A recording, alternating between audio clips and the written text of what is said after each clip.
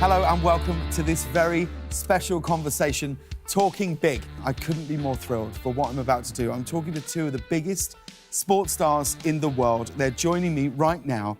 The greatest quarterback of all time, Tom Brady, and the greatest ever F1 racing driver of all time, Lewis Hamilton. And they're both here. How are you, gentlemen? It's such a pleasure to welcome you both. Thank you for being here. Thanks, James. Lewis, love seeing you, obviously. Yeah, great to see you. Have your paths crossed with each other before? Yeah, Tom and I, we've met multiple times and been in touch for some years now. Sometimes I message him, trying to secretly get a bit of advice. Well, this is great. This is fantastic. Now, look, you have so much in common, yet your sports are completely different. What similarities do you think you two share outside of being, frankly, for my liking, too good-looking to be athletes? Like, Lewis, when you look at what Tom does, do you see any similarities?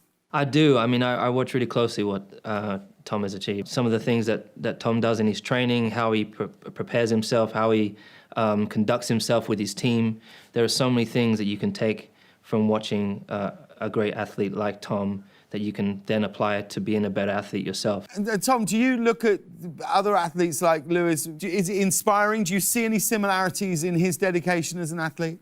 Yeah, I mean, Lewis was, from the time he was a teenager, one of the real prodigies of the sport. And Lewis, already trained this morning for, 10, 12 hours, something like that. How many other people are doing that? That's why he's the greatest Formula One champion of all time. Just hearing you say that, Tom, made me think about that. And I hope I'm getting this right. Lewis, when you had won, I think you won a go-kart tournament, and I think you were certainly under the age of 12 or 13, and you went up to Ron Dennis, who I think was running the McLaren team at that point, and you said, "Hi, I'm Lewis Hamilton, and I'm going to race for you one day." And then, Tom, am I right in thinking that when you first signed your professional contract, you said to the owner of that team, "I'm going to be the best decision you ever made"? Is that true? I had said that to the boss of my team, and he tells the story a little different because I said, "You'll never regret picking me." Now, I think he doesn't quite remember the same way, but that's how I remember it. But I guess the point is there was a confidence, that you got to have. And you obviously, I always tell my teammates this, you have to believe in yourself before anyone else believes in you. Because when you get around your teammates, they're going to look in your eyes, and those eyes are going to tell them a story. And if you look like you have confidence and belief in yourself, they're going to believe in you and they're going to believe in themselves. So that's the point is, I think for me, I had a young age, I thought, okay, I know I can do this. I had a lot of training and I was prepared, and I knew when I got my opportunity, I was going to take advantage. So I was very fortunate to get the opportunity, shortly thereafter. I don't know how it's been for you, Tom, but in my life, absolutely everything that's happened, it's been something I visualized or dreamt of, and I was, just gave everything to get to those places, of course, with a lot of help from great people around me. I had a vision and that belief in myself, which enabled me to get it. And I, of course, going back 10, 15 years, you could have never imagined that those things would really come true. And to the boss, 10 years later, he gave me a deal, and I won the world championship for him 10 years later. So it's crazy to hear that's something similar to Tom. So much of both of your sports are about the significance of perfect timing. Tom, talk to me about the significance of perfect timing in a football game. I think when the timing is on your side and the rhythm's right, you got to stay there.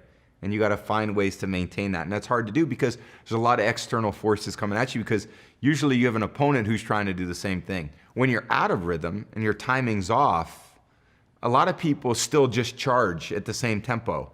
And I always think that's a good opportunity to actually slow things down. And hey, where are we at? How do we reevaluate this? You get into a game and the first half of the game doesn't go the way you want. Well, you got to change the rhythm, change it. And then once you get it, then you keep it.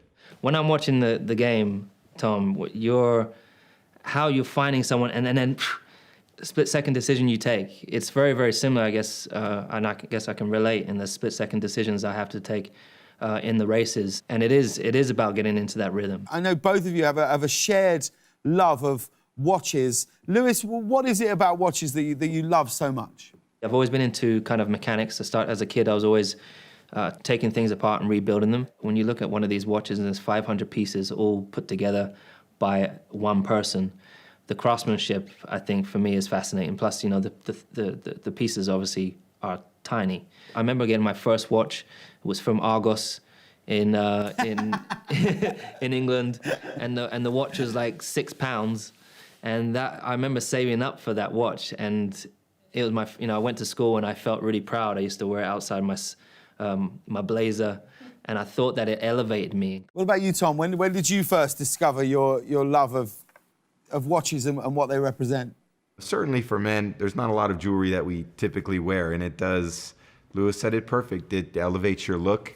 And in college, as I was going to become a professional, I had this on my screensaver. This was on a really old computer, and the screensaver was a watch, and it was the IWC, GST automatic alarm from like the late 90s, and it has a screensaver. And I ever thought, if I ever make a few bucks, this would be the watch, that I would want. And I ended up buying my first watch at a Tourneau store in 57th Street in New York, and just went in there at a random time and bought a watch that I still have, this beautiful IWC that I still have.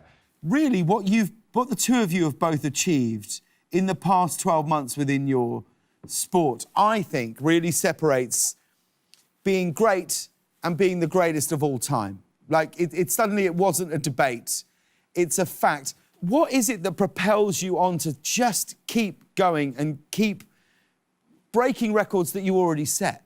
First of all, I think it's a real love for what I'm doing. You know, this isn't like a job. It's really a true love, and I fell in love with what I was doing a long time ago. So people from the outside would think, well, what else? What do you want to do? Well, I don't know. You love what you're doing. Lewis loves what he's doing. Like, why take away one of the great loves of your life just arbitrarily to go do other things when maybe not the timing is right? I think the love of what I'm doing and then the willingness to continue to learn and to improve is what is really the most enjoyable. Ultimately, I was always trying to be my best, not the best. I always got satisfaction knowing that I prepared as hard as I could. I gave, so much emotionally to what I was doing. I gave so much to my teammates. I gave everything I had, and that's the most satisfying. So even if you don't get the outcome you want, you're still in a way satisfied, although you're probably not, happy. But there's a satisfaction knowing that you gave your very best. What about you, Lewis? What keeps you going? Do you have a goal set in mind that you think, well, I'm going to achieve that and then I'll reevaluate it? Probably when I was younger, subconsciously there were goals. The first step was just getting to Formula One, and then the next was, okay, I'm here, I would love to get there, and then, I reached that point, and then it's what was next. And that early journey is it's about your mission, and then very, very much kind of your soul kind of goal. But then when you get, for me, when I've got further along, realize I'm a part of a huge team of over 1,000 people.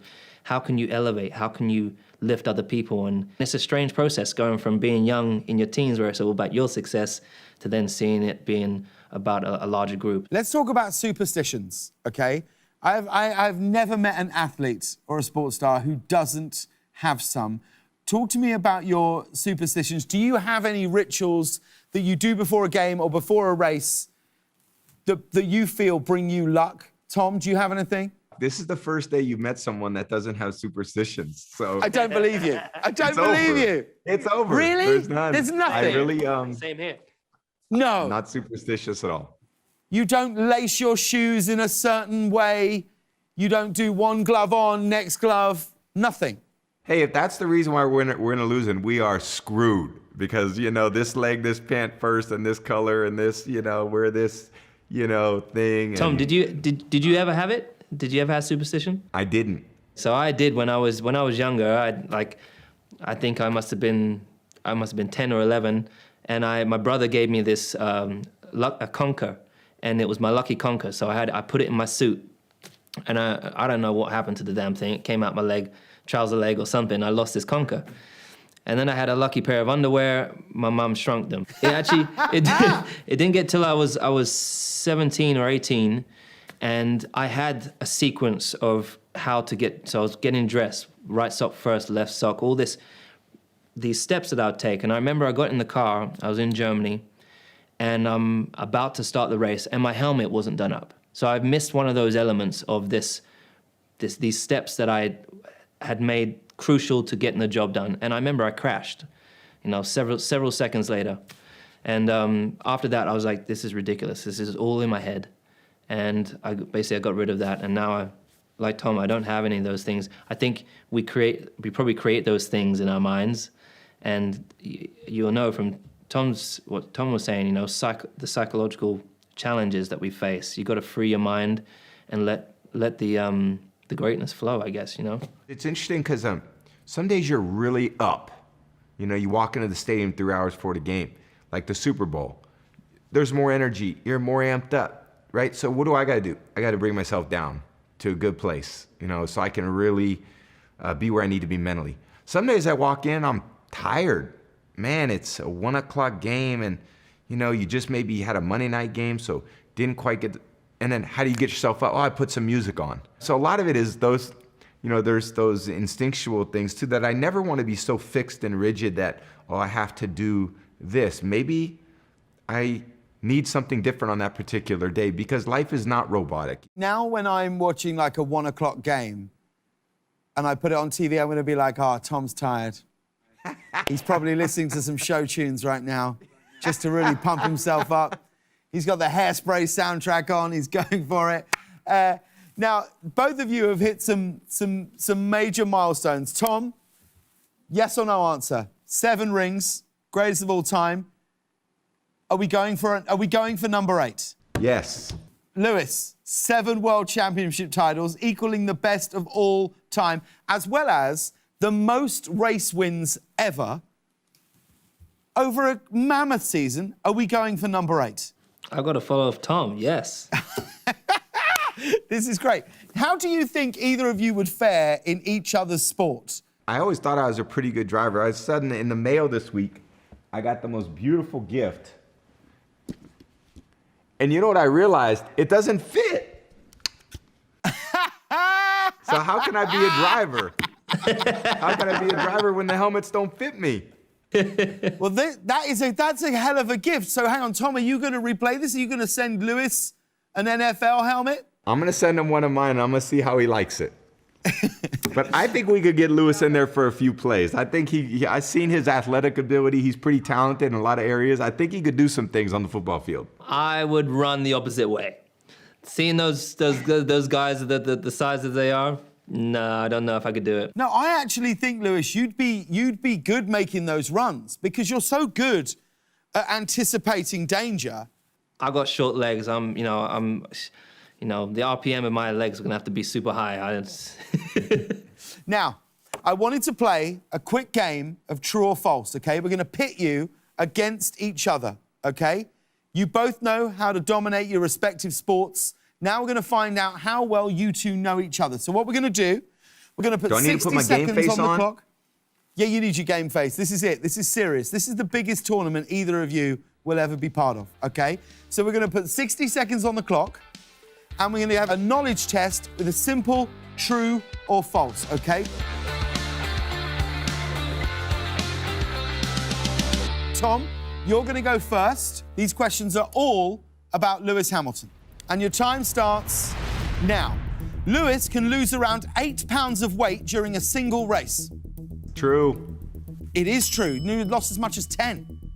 That's my new diet. Okay, true or false? Hey, quit wasting my time.